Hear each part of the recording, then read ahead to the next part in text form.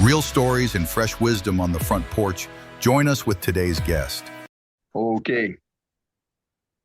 Hi, thanks for being on my front porch again. We have Dr. Kruhly with us. Did I say your last name correctly this time? You did. It's perfect. Oh, Thank you. absolutely wonderful. Thank you. And thank you for being here. Why don't you tell our audience just a little bit about who you are? Uh, okay. So um, I'm an international distance healer, doctor, life engineer. So what I do, folks, is I've been studying like 54 years, and during that period of time, I acquired a certain amount of knowledge of quantum physics, energy. I have empowerments from India, Tibet, Japan. Um, so it all sort of came together and gelled. I'm a mystic, so I practice and I'm connected with the divine directly, and that's where a lot of my empowerments are coming specifically from.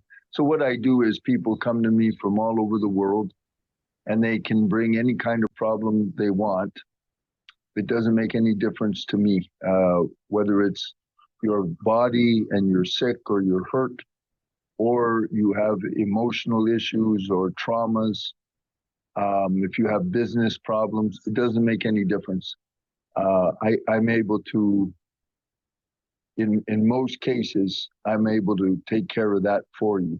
If it's something really, my specialty area ranges from the time you were conceived, the moment you were conceived, to whatever age you are now. So there are programs that affect our lives that are really, really huge, and they require divine intervention directly. So I have empowerments for prayer and so forth, so that I can call in that kind of support for my clients. Because if it's something like a karmic debt or a past life issue, something like that, or if it has anything to do with your astrological programs at the time that you contact me, I have no way to influence anything like that. So I call in the divine to take care of those things for you. Okay. So that's basically what I do. I'm a problem solver. Awesome. Oh, wow, that's great. I know when I read the information you sent me, there was so much on there, and I think as we get older in life, we do gather more information. Because we're learning Yeah. all the time, we're growing. I think when you stop learning, in fact, I had this told to me when I was very young, that when you stop learning, you start dying. So always learn all of your life. And Yeah, and that's that's great. true, man. Yeah. Yeah. So, It is. so how did you get started on this journey? I literally was born or incarnated for my purpose. I was aware of my purpose by consciously by the age of 3, and Oh, then it was um, it was a long, roundabout way to get to where I am now, but that's specifically the purpose that I was born for. And my specialty, see, is besides helping individuals, my real specialty is I'm able to influence large numbers of people at the same time. So if I have a gathering, let's say I have a gathering of people the size of a football stadium, I can help them all at the same time. That's called morphic field physics. Morphic field just means it's a big giant field, and mhm. I can remove some kind of fear, negative program, imprint for all of them at the same time, relative to one specific question. I want you to realize it's always one specific question. So if I say, if I have 1,000 people as a collective, and then I'm going to have them all ask at the same time, do I have fear of failure? So that is the specific question. Okay. When they ask the question, it will open their files in their subconscious mind. And the difference between me and most folks is I'm able to tie into the collective field that's created by the 1,000 people. Like just like you, when you're on your laptop and you want to ask a question to Google or to the AI, the computer is asking the question to the cloud, Right. where the information is. And it's a feed forward, feed backward system. So what I do, I'm able to do that consciously. And I can help them. So I find the answer in the cloud. I disassemble and disintegrate that fear of failure, and then it's gone relative to what we're talking about. So if it's a fear of failure at business, so everything goes by the question. Okay. It's got to be surgically precise. But that's what I can do, and that's what I was born for. I also Right. can do the same for animals or for a forest, a pond. It doesn't make anything that's biological, I can help them. Okay. Now I know a lot of people are wondering, well, if you have 1,000 people asking the same question, you might get 1,000 answers to that. So That's right. how could you help each one of those with something like that? Well, Because they'll be so so different. that's right. That's exactly right. And I do two collective healing sessions per month for folks. Okay. So, and then the healing session, each collective, it has a specific theme, right? Because everything's got to be the question. So what happens is with a collective, it's not a vertical dive. It is a horizontal sweep. So just like you said, you have 1,000 people, each person's subconscious mind, if we do the math, by the time you turn 7, when the frontal cortex of the brain activates, you have approximately 10 quadrillion bits of information in your software, in your subconscious. And that 10 quadrillion bits of information, none of it belongs to us. It belongs to mom and dad and everything in our environment.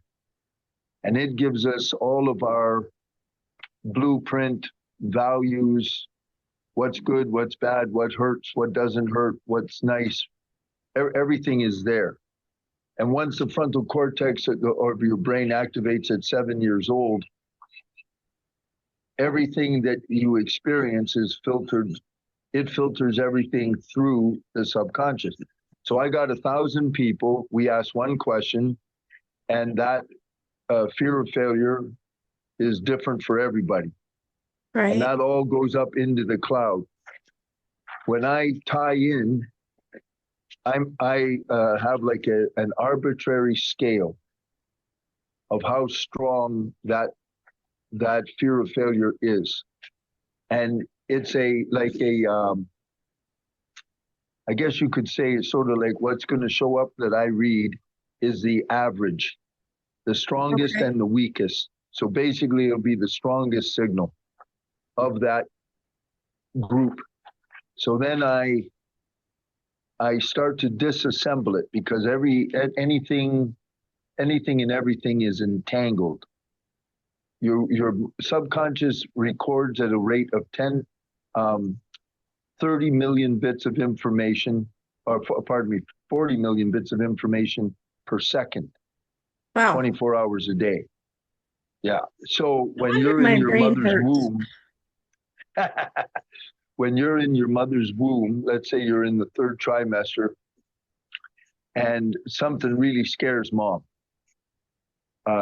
She steps out on the porch and there's a dog there that she doesn't know, and it growls at her, scares her really bad. And you're in the 3rd trimester in her tummy. Mm-hmm. So you're recording everything that's occurring to mom and that surround at a complexity of 40 million bits of information per second. That's why we read to babies that aren't born yet, and or we play music or sing songs or communicate, with them. They That's say right. that makes a difference. So that explains that. Makes a it makes a huge difference. So when I find the fear, it'll have major entanglements that you could say are the predominant average of that 1,000. And I start disassembling using what's called a destructive interference wave. Okay. I disassemble those, and I have to break it down, break it down, break it down until I can remove it totally. Then I have to check again for that 1,000. They ask the question again, do I still have fear of failure? And what I do is, what I haven't explained, when I do this, I go all the way back for the 1,000 to the very first download that created the fear of failure. Okay. The very first download. So let's say dad, in what we call the third program. So you're still in mom. You're in somewhere in the trimesters, and dad's got to take a test, some new test for a job, and he's Okay. afraid to fail. You download that from dad, the fear of failure, but it occurred during the third trimester. So when I Right. look at the Okay. 1,000, the first download relative to all 1,000 occurs in the third trimester. And it has a power on a scale of 0 to 10, arbitrary, let's say it's a 5. Well, I'm going to disassemble that, and I remove the first download. Then I go up. Where's the second download? Might be during the birthing process. It might be after you're born at the age of 2. I trace them all and disassemble and disintegrate all of them till I get past the age of 7. Okay. Once I do that for the 1,000, we have removed the foundational creation of the fear of failure. We removed it. Now we come up to the present day, and all 1,000 say, right now, anywhere in my field, do I have a program that is either creating or sustaining fear of failure? So one guy's 20 years old, one person is 60 years old, and we're checking the present moment. Any program still doing that? We find it, we disassemble it, same process, and we disintegrate it. Now, when I check that 1,000, it's not there anymore. So what has occurred is all of the 1,000, their brain has recalibrated in real time. New neural nets have formed. Old neural nets have been broken. That changes their perception. When their perception has been changed, their overall frequency is changed, because the fear of failure is gone now out of their primary frequency. That changes their reality. That changes their physiology. That changes everything by the law of resonance. Wow. And that's how my work. All I have to know with depth healing, all I need to know is the question. If we don't know the question, we can't. You can only fix or change or transform what has been made conscious. If Okay. it's not conscious, there's nothing you can do. Well, that's interesting, because people talk about mindset, about all that has gone on in the subconscious. So is that brought forward? So you're conscious of it now, Yes, and you can change it? Okay. So I'm that's exactly wondering, right. when you have groups of thousands and stuff, do you ever get any of those coming to you and say, "Hey, I was in the stadium when you did this, and it changed my life"? Do you have people ever come up to you? All the time. Really? if, oh yeah, that's my biggest joy. Oh, Is yeah. that's why if you go, you can look at the testimonials. Um, and you can see, but so far the biggest groups that I've been able to work with, because it's not easy to find anyone that wants to try that, is professional sport. So I take an entire hockey team, and they're on the ice in real time, and I'm connected to an observer for the game because I'm in Thailand. They're playing in Georgia. Right. And I can alter the entire team in real time, and then the coach and the observers confirm the changes. So That's interesting. That almost sounds like cheating. it sounds like it, except for one caveat. I cannot influence the other team, so I can't guarantee you win because the other team has their own skill. Right. So you cannot use this to manipulate behavior. That would be like a realm of something like black magic. Is like that's a different. Right. That's ugly, and it's got nothing to do with me. So what are you doing with the team then? If it's not, to use I'm removing interference. So let's say the team is each of the athletes. First, you have the individual athlete. So let's say I have a golfer, and the golfer is very, very good. When I look at him, let's say he has the ability to play on a scale of 0 to 10. Let's say he's a skill level of a 9, but he's only playing in competition at a 5. Why? There will be a stress or an interference pattern that is affecting his fine motor control. So I remove this. I find the stress and remove it. Take the static out of the system, and then his body functions smoothly. Now with the hockey team, a lot of times you'll see a team when they're on their home ice, they play very well. When they go to the other stadium, they don't play so well. Well, the energy in their own stadium, that's one field. Second is their own fans, and all of that is affecting their perception set. And their perception set is either supporting their physical skills and energy, or it's hindering it. So I find that and I remove it, and I remove it as a collective. So I look at a picture of the whole team. I have a photo of the whole team so I can see them as a group. And then the questions I'm asking are specific to what will make the whole group more cohesive, better internal communication, more awareness of each other, what will bring them up to their highest skill set that they're capable of as a collective. And the feedback shows it works. I mean, they make huge differences. I have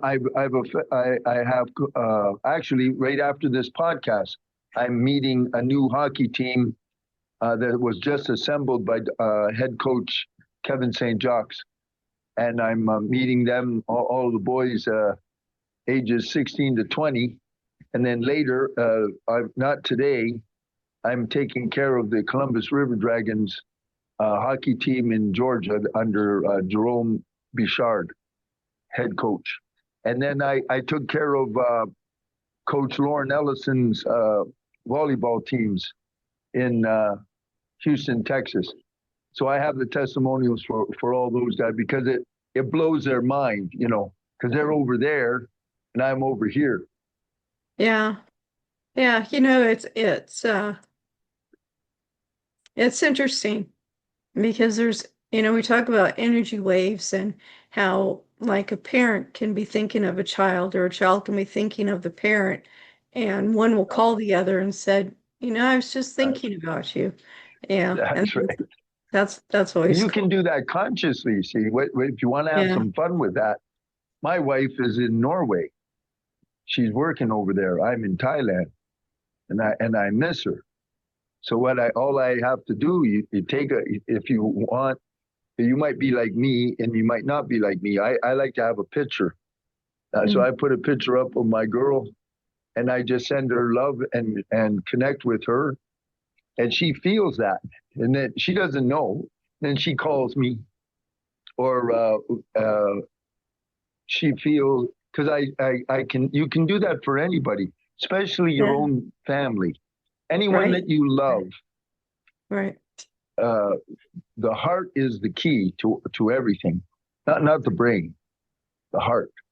So that with your heart and with love, you can alter the state of and connect with and bond with or help anybody that you really love. All you have to do is intend it. And if you're like me and you're with the divine, with God in any form, ask him, say, connect my heart with my son. It works. That's interesting. I was on a flight and I saw someone had a little bracelet, and on it they rub the surface of it, and it actually sends an electronic message to the other person who's wearing a bracelet. Oh, And every time they rub it, cool. it lets them know that they love each other. Oh, that's So you cool. can do this without the bracelet, I guess. Oh yeah, no, you absolutely can. Yeah. That's one of the things that people like myself, Dr. Sue Morter, um, I can't think right off the bat right now, others that are my contemporaries. But what we really want you to know is you do not have to, a human being does not have to have technology. You're the biggest technology. Yeah. Not, Oh yeah. but we don't know that. And it does take a certain level of evolution. Hey, that's why when I said I have empowerments, please understand what that means. I don't want your audience thinking that I have any kind of power. I have no power at all. I'm a relay station. Right. That's all. Right. And then an empowerment simply means my nervous system and my etheric system, we call the prana. You have a physical body and you have an energy body. When you get an empowerment, it's given to you by a master. You don't get it at a weekend seminar. You spend years. No. It's like Reiki. That's right. That's right. When I became I have a Reiki master in the Tibetan system, and it took 3 years. But what happens is the person, the practitioner's system is upgraded to carry the big heavy frequencies that he's going to channel or she's going to channel. Otherwise, if the practitioner isn't properly conditioned, what they're channeling can hurt them big time. Right. Big time. So people should never play with energy. no, that's true. Ever stick your finger in a light socket, you understand the quickness of it. That's right. So I do want to talk a little bit more about your becoming this, because as entrepreneurs, we all start somewhere. You were really blessed with knowing, that you started at 3. Most of us can take a long time before we get there. But how did you handle? I mean, obviously you went to school knowing that you were like this. Were there issues while you were in grade school with the other students, with other kids? How do you handle that kind of thing? I mean, there's a lot of bullying and other stuff going on. So how did you navigate that kind of thing? Well, what happened with me was I was the first boy, so I was my dad's oldest son, and then later I have a younger brother that passed away now, 3 years younger. I have a much older sister that 9 years older. So when I was born, everybody is super happy really proud because I'm the boy, right? So my subconscious mind was absorbing everything wonderful, and I was very immersed. I was always immersed in nature, or always. I grew up in Canada, and our home was out in the country, and I'm not a city guy at all. But anyway, my subconscious is everything's wonderful. I'm loved, cherished. And then they put me in school. I was only 6. The fourth program ends when you turn 7. Okay. The third program begins when you are conceived. The fourth program begins after you're born. It's the first there's the first 6 hours after you're born, very critical. That's third program. Fourth program begins after those 6 hours and ends when the frontal cortex activates and you go from theta brainwave pattern to an alpha brainwave pattern. Well, they put you in school before the age of 7. So I was 6, and the teacher, I remember her very vividly. She hated my guts. Oh. And she failed me. Yeah, she used to take me down the hall, grab a hold of me. She was a real tall, elderly lady, drag me down the hall, and they used to whip you with a big leather strap across the hands and traumatize the heck out of me. And then they failed me. And back in those days in Windsor, Ontario, if you can imagine this, they used to take all of the children's grades and publish it in the public newspaper. Windsor only had one newspaper, the Windsor Star. Right. So my father, all his buddies, he was an electrician at Ford. All of the men who knew him saw that his first son failed kindergarten. And he was humiliated. He was a really good man, but he didn't know how to handle that emotionally at all. Right. And so at the age of 6, just as I'm finishing my subconscious theta time, the whole family abandoned me emotionally for the rest of my life. So I went from being loved to being 1,000,000% rejected. And then I was humiliated when I went back to school, of course.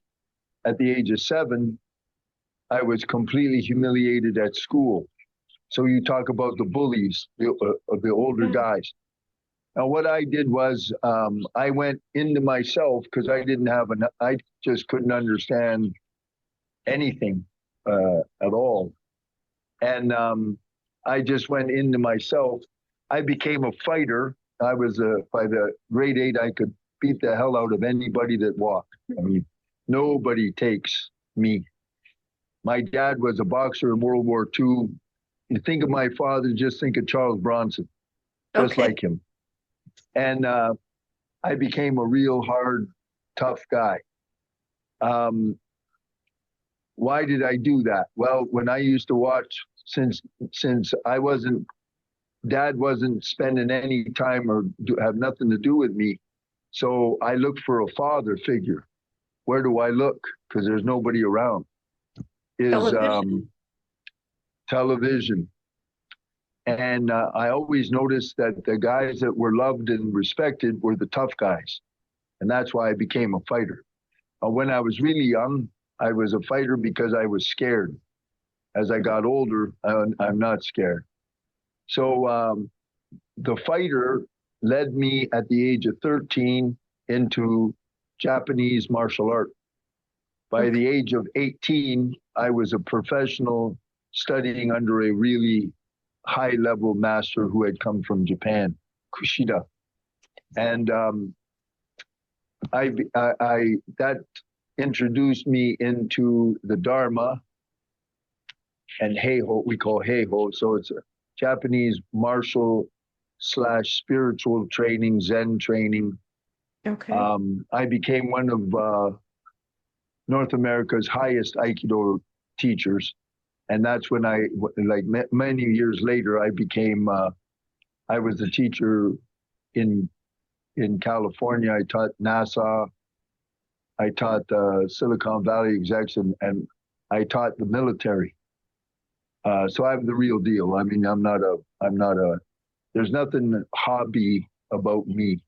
I have 50,000 hours on the mats just in Aikido alone. And then I went from Aikido into just professional Japanese sword. I have over 26 years on that. But you see, what happened was that pathway got me injured really badly. So throughout my whole martial career, I broke my back in half when I was 27. Oh. I've had 3 knee operations. I've busted my shoulders. And what that was all about is it led me to world-renowned healers, the greatest doctors on the planet. So for 16 years, I was the patient of George Goodhart Jr., the founder of applied kinesiology. And when I broke my back in half, it was those guys that fixed me up without any operation. I never had to have any operation. So I learned self-healing. And then through George Goodhart Jr., I met Gary Klepper, Dr. Gary Klepper, Peerless, Alan Zatkin, Lou Bovin, a whole plethora of these men. And I studied from them about healing, self-healing. And that led me, so there was a healing pathway going along with my martial pathway. And then when I moved to California, I was introduced to real tasawwuf. Tasawwuf is Sufi, Middle Eastern Sufi spiritual tradition. And I served the Mufti of Cyprus. He passed away now, was Maulana Sheikh Muhammad Nazim al-Haqqani. He's a real thing. So he's a real sheikh. He can wave his hand. I watched him. He can go like that and all the lights turn on, go like that, all the lights shut off. He's just like Yoda. Don't need a clapper. No. Those And that are young and don't understand prayed that. Yeah, we used to have this thing that you could plug into the walls, plug your electronics in, and clap your hands, turn on, clap your hands, and then turn off. Sorry, I really dated myself there. This way, we just wave the hand, and that works. So during my 4 years, I did 4 years of very complete submersion into Sufism. And it was from Sheikh Nazim that I saw and was introduced to real mysticism and what it actually is, how it works, why it works. And, I learned so much. And then I left them. I left everything Middle Eastern back in 1996. But, with Sheikh Nazim, I was as poor as a church mouse and just sleeping on floors in California, anywhere that someone would let me sleep. He just did one prayer when I met him at San Francisco. He would one little prayer, and within 1 week, a guy came and just gave me $40,000. And I built the Dosatsu Ken dojo. It was my dojo all from one prayer. And then from that dojo, my work as a sensei spread across the world. That's where I taught the military, NASA, helped battered women, rape victims, Alcoholics Anonymous. I did all that stuff. But one day, on the year 2000, the landlord died. Mm-hmm. When he died, his son illegally commandeered my dojo. I lived in the dojo. Okay. All of a sudden, overnight, I lost all my work. I lost all my students. And most importantly, I was homeless. And for the first time in my life, I didn't know what to do. I always knew what to do from the time I was born till then. Right. So That had to be some scary wonderful for people. you, Oh, right? Christ. Are you kidding? I didn't, I absolutely, I didn't know anything could take away my dojo, my students, all my work. Or I didn't know that that was even possible. So it took me, we were able to sue them. These lovely people came up. The divine brought me some wonderful folks. A nice old gentleman took me into his house, Stu Hoffer. Love that guy. He passed away now, but he's what a wonderful, wonderful man. And I was in a state of rage for well, for many, many years. It eventually gave me cancer in my right side of my chest from epigenetic development. But anyway, it took me, I didn't know what to do. We sued them, but it took 2 years. And I didn't know which way to go. I just knew that I could never be a sensei again. And then everybody said, you know, you always heal everybody. Why don't you become a doctor? So I was in my late 40s and I went back to school and became a doctor. We took the money from the lawsuit and I headed off into back to college. And I eventually graduated in Texas. That's where I met my ex-wife, Tammy. She's a Texan. And then when I graduated, I was licensed as a doctor in Georgia and Tennessee. We moved to Georgia, and that's where I met the great, great, great master that is responsible for my knowledge now, and that is Dr. Larry Habersky.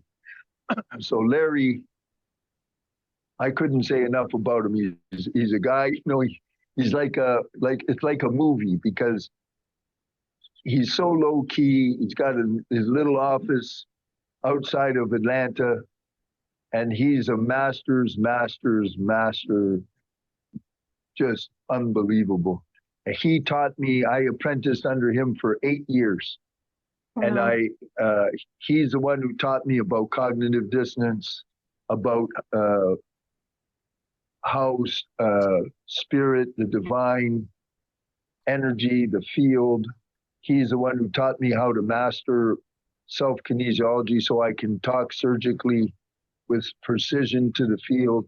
Everything transformed me from an ordinary chiropractor into the doc I am now.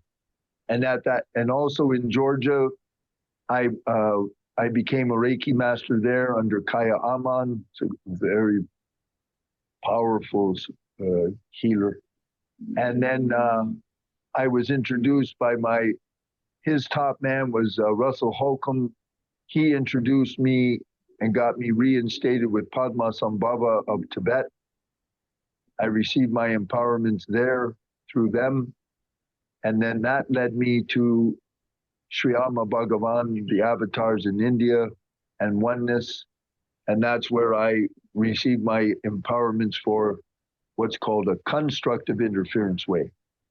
Padmasambhava Tibet handles the destructive interference waves. The constructive interference wave is where I build our consciousness up and advance the system. That comes through India. So it's been it's a very, very long process. And now what I do, I receive upgrades every single week through India. Okay. To deepen my abilities. Yeah. Did I answer your question or did I just ramble yes. all over the place? No, that was great. That's a big history. Yeah, so do you say you talk to groups twice a month? Is that what you were telling me? Yeah, two times a month. Like I have another collective. I'm going to make some voice recordings about it today. So every month there is a collective, it's only $50. I did that because so many people, money is really tough. So I do the collective, and then we advertise it so they know what it's about. But all of them always think of collectives or this kind of work. It's all interconnected. So picking and choosing isn't really the wisest thing to do. The wisest thing is, since everything is connected, you will never not benefit. So the one coming up, the last one for this month, is on gratitude. So because you know how I call my system depth healing. The trick with our society and the way everybody's been programmed, it's always very, very superficial. Right. So I always do things a lot deeper. And gratitude is considered one of the, even by modern science, neurology, one of the most powerful of all emotions and frequencies. It's enormously important. So I'm ending this month, September, with gratitude. And then in October, the first one will be taking in a wealth consciousness inventory, where they're at. So that if there's fear or lack, I'm going to remove that. And then the end of October, I'll help them with their year-end for 2025 year-end vision, what they want, how they want to end the year, and what they want to create in 2026. And I'm doing all of this at the subconscious level, right? Then November, I'll start off by healing their physical body, removing any pain, any kind of injury. And the second one for November, I will heal any kind of emotional traumas that occurred during this year. A lot of people, there was a lot of death in families, friends, all kinds of stuff. I remove that. Like if there's a post-traumatic stress, I just disintegrate it. December, we will start off the first one with forgiveness. And then the last one of December is building their bond with their divine. Okay. If they have one, we'll strengthen it. If they don't know how to bond with the divine, I'll tell them how. All right. And that So way, you have a website that everybody can go to? Absolutely. But I want you to know something. Okay. When you look at the website, we're right now, I had to remove my old admin, and the website, as I don't like the way it looks at all. It's being replaced. Okay. We're in the process of that right now.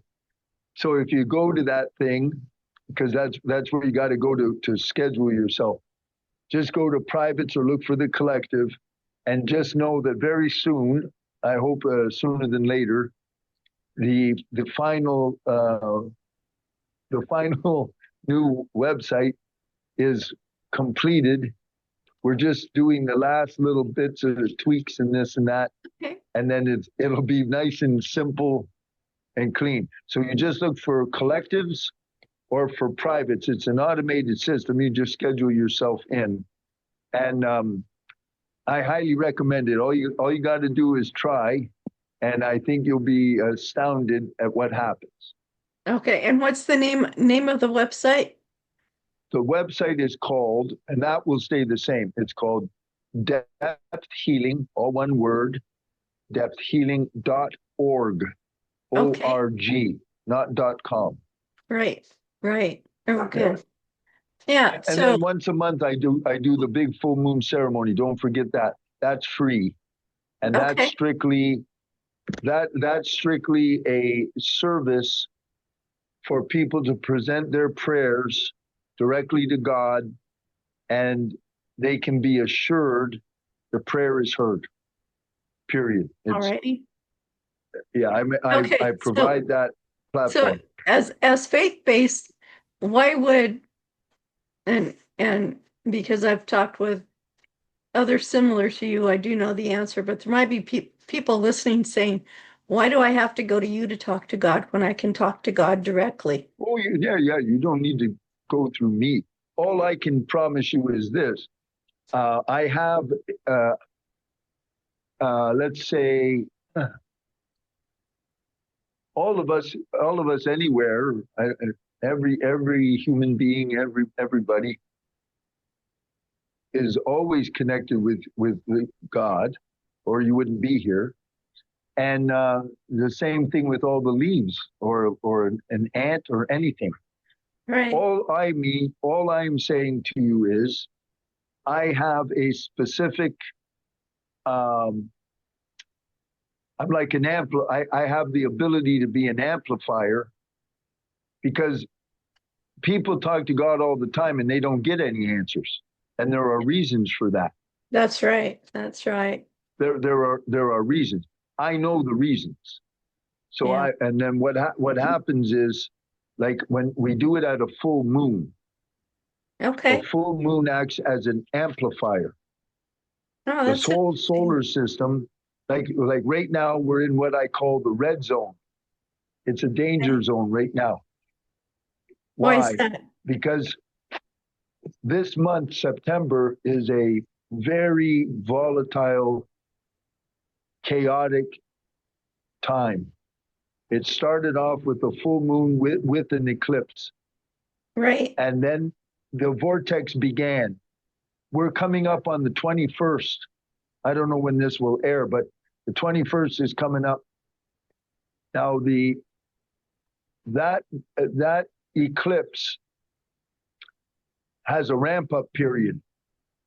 So we're between two eclipses right now. Right. There's a ramp up period right before the eclipse on the 21st, the 18th, 19th, 20th. And then there's a ramp down period from the 22nd, 23rd, 24th. Now, I just made we're going to try to put it out. I just wrote it yesterday. What happens is the solar system magnifies and amplifies the field. What is the field right now? It's the entire world is in fear, anger, war, calamities of every kind, and all of the calamities were prophesied for the last several thousand years, and they're all hitting.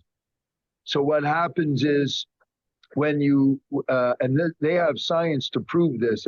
They've charted revolutions, wars, all of that stuff, all the way back to the beginning of written history, with the sun cycles and astrology. That's all fact. So what happens is, the world right now is like a powder keg. They just gunned that poor kid down, whatever his name is, Kirk somebody. They Right. just shot him Charlie. right in public. You know, they're that close to every kind of level of war you want. Right. And now you have this ramp up period for the eclipse. So it's very, very volatile. What does it do to us on a personal level? On a personal level, this is the time where you want to be journaling and noticing if you have especially repetitive negative thoughts, or moods that are coming up, anger, watching for relationships falling apart, a whole different life pathway suddenly happening. All of those kinds of things they get stirred up in your consciousness because of the astrological power. Astrological power is no way to measure that, how much influence that has. That's the real thing. So we're in that right now, and so what does it have to do with me? If you have something, remember I told you when we began, you can only clear what you see, what becomes conscious. Right. These things are great tools for us if we pay attention to what's going on inside. You bring it to me and I'll remove it. I'll Okay. change it. That's so all of that is now, right now. Very, very critical time. Once we get through this, and God willing, it'll be okay. Everything will be okay. Then we move into a whole different cycle, and we get ready for the new year. But right now, you have to understand you got a powder keg right here, and all you need is the right spark, Yeah. and the whole thing goes. And that's where we're at. Okay. So Okay. it's So give us your website again. yeah, it's depth healing, all one word, .org. O-R-G. Okay, great, great. Yeah. So do you have any closing thoughts for our listeners or our viewers? Yes. If you like Jim Rohn says, if we will change, everything will change. Yes. The caveat to that is this: people want to change. The change doesn't happen because of cognitive dissonance. So if you want actual change, like the way I change, I'm so different. I'm the living proof of what I talk about. I'm so different. It would be like Dr. Jekyll and Mr. Hyde. How did that happen? Well, the cognitive dissonance was removed. And cognitive dissonance will always win because it's a ratio of 1 million to 1. Wow. 1 million is the power of the subconscious. 1 is the power of your the front of your brain, where you have the idea of what you want to change. Right. The subconscious will always win. So if there is a cognitive dissonance there, that like say you absorb something from mom or dad when you were a little child that says you can't do something, you're never going to do that. That will always win no matter how hard you try. Millions and millions and millions of people, they go to Tony Robbins or whoever, Right. and they go Because they nowhere. want to change that. Yeah, but nothing ever happened. The people where it will happen, they don't have cognitive dissonance. If they have cognitive dissonance, I did it for 30 years. I started with Tony Robbins at the age of 18. I never could make a dime. Now Wow. I'm a very wealthy man because I removed the cognitive dissonance. I grew up with the programming from my pop. He's always worked well, but he had lack consciousness because he grew up in the Great Depression. Right. I had that all programmed in me, so I could never make money.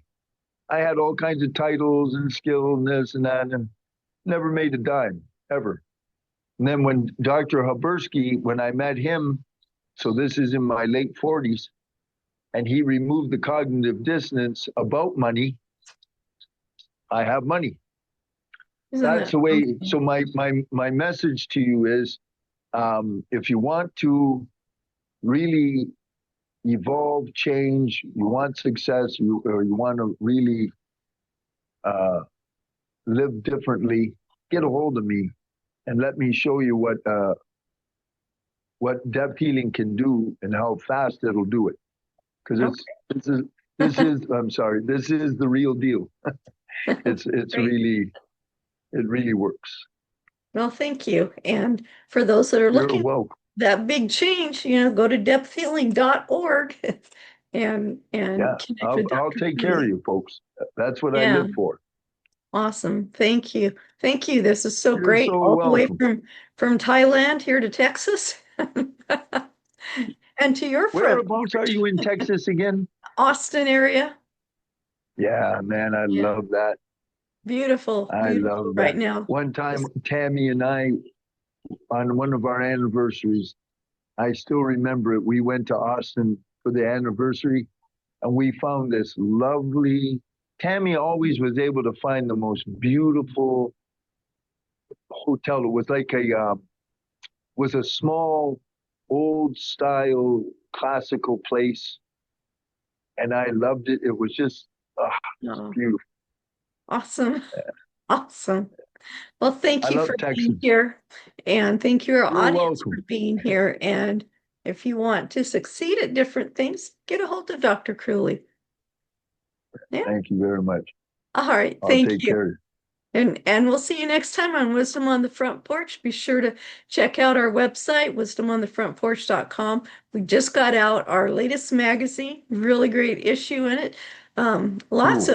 of I think we had like 6 guests who put in their own articles, plus all the Wow. great advertisers that we have, and you can subscribe to it.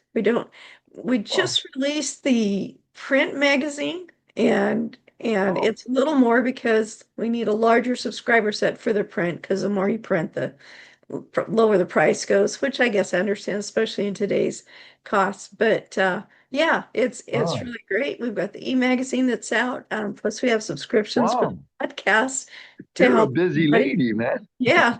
Oh yeah. And there's more. Wow. So Wow. yeah. So thank you for being here, and we'll see you next time on Thank you. Wisdom on the Front Porch. Thank you, my Front Porch friends and neighbors, for pulling up a chair with me and my guest today on Wisdom on the Front Porch.